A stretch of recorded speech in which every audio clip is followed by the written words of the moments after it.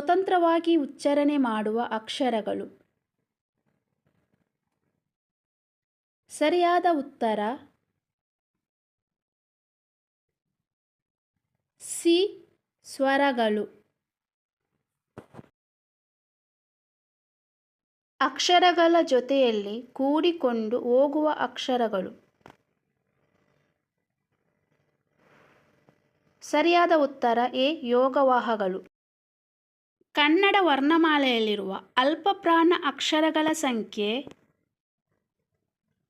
ಸರಿಯಾದ ಉತ್ತರ ಸಿ 10. ಸಜಾತಿಯ ಸಂಯುಕ್ತ ಅಕ್ಷರ ಹೊಂದಿರುವ ಪದ. ಸರಿಯಾದ ಉತ್ತರ ಎ ಕತ್ತಲೆ. ಒಂದು ವ್ಯಂಜನಾಕ್ಷರಕ್ಕೆ ಒಂದು ಸ್ವರಾಕ್ಷರ ಸೇರಿ ಉಂಟಾಗುವ ಅಕ್ಷರ. ಸರಿಯಾದ ಉತ್ತರ ಸಿ ಗುಣಿತಾಕ್ಷರ. ಸ್ವರಗಳ ಸಹಾಯದೊಂದಿಗೆ ಉಚ್ಚಾರಣೆ ಮಾಡುವ ಅಕ್ಷರಗಳು. ಸರಿಯಾದ ಉತ್ತರ ಬಿ ವ್ಯಂಜನಗಳು. ಅವರ್ಗೀಯ ವ್ಯಂಜನ ಅಕ್ಷರ ಇರುವ ಪದ. ಸರಿಯಾದ ಉತ್ತರ ಬಿ ರೋದನ. ಸಂಯುಕ್ತ ಎಂದರೆ. ಸರಿಯಾದ ಉತ್ತರ ಎ ಚೆನ್ನಾಗಿ ಹೊಂದಿಕೊಂಡ.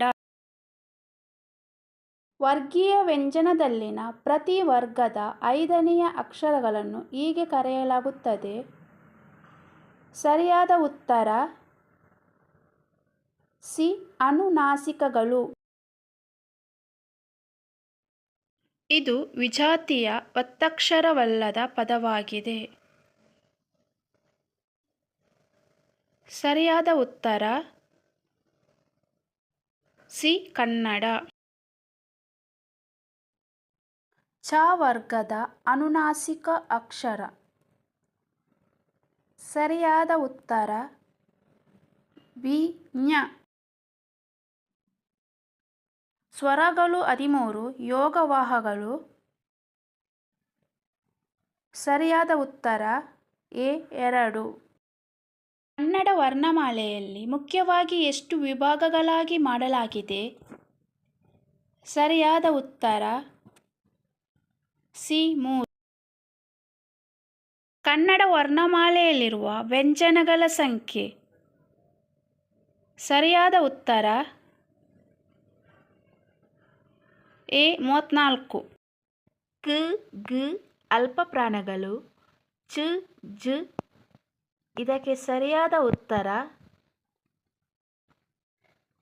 ಸಿ ಮಹಾಪ್ರಾಣಗಳು.